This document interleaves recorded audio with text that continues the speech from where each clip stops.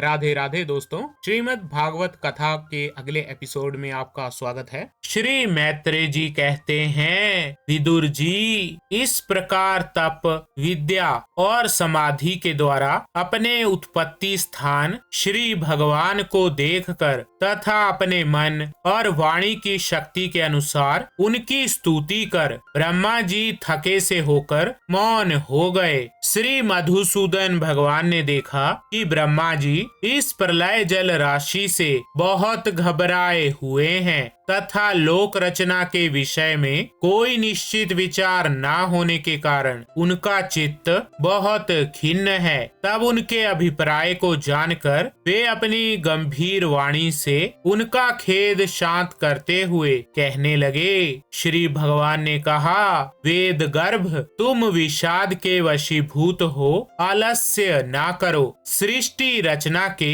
उद्यम में तत्पर हो जाओ। तुम मुझसे जो कुछ चाहते हो उसे तो मैं पहले ही कर चुका हूँ। तुम एक बार फिर तप करो और भागवत ज्ञान का अनुष्ठान करो। उनके द्वारा तुम सब लोगों को स्पष्टतया अपने अंतःकरण में देखोगे। फिर भक्ति युक्त और समाहित चित्त होकर तुम संपूर्ण लोक और अपने में मुझको व्याप्त देखोगे तथा मुझ में संपूर्ण लोक और अपने आप को देखोगे। जिस समय जीव काष्ठ में व्याप्त अग्नि के समान समस्त भूतों में मुझे ही स्थित देखता है, उसी समय वो अपने अज्ञान रूप मल से मुक्त हो जाता है। जब वो अपने को भूत, इंद्रिय, गुण और अंतःकरण से रहित तथा स्वरूपतः मुझसे अभिन्न देखता है, तब मोक्ष पद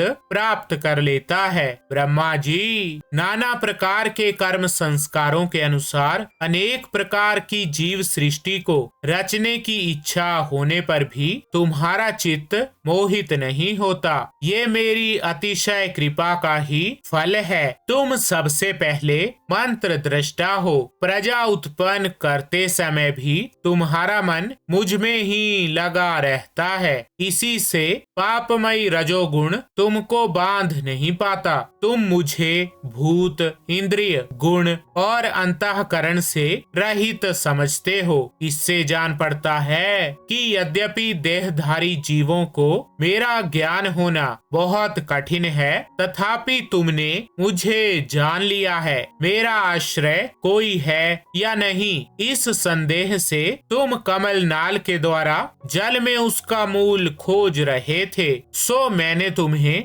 अपना ये स्वरूप अंतःकरण में ही दिखलाया है। प्यारे ब्रह्मा जी, तुमने जो मेरी कथाओं के वैभव से युक्त मेरी स्तुति की है और तपस्या में जो तुम्हारी निष्ठा है, वो भी मेरी ही कृपा का फल है। लोक रचना की इच्छा से तुमने सगुण प्रतीत होने पर भी जो निर्गुण रूप से मेरा वर्णन करते हुए स्तुति की है, उससे मैं बहुत प्रसन्न हूँ। तुम्हारा कल्याण हो। मैं समस्त कामनाओं और मनोरथों को पूर्ण करने में समर्थ हूँ। जो पुरुष नित्य प्रति इस स्तोत्र द्वारा स्तुति करके मेरा भजन करेगा, उस पर मैं शीघ्र ही प्रसन्न हो जाऊंगा। तत्ववेताओं का मत है कि पूर्त, तप, यज्ञ, दान, योग और समाधि आदि साधनों से प्राप्त होने वाला जो परम कल्याणमयी फल है, वो मेरी प्रसन्नता ही है। विधाता, मैं आत्माओं का भी आत्मा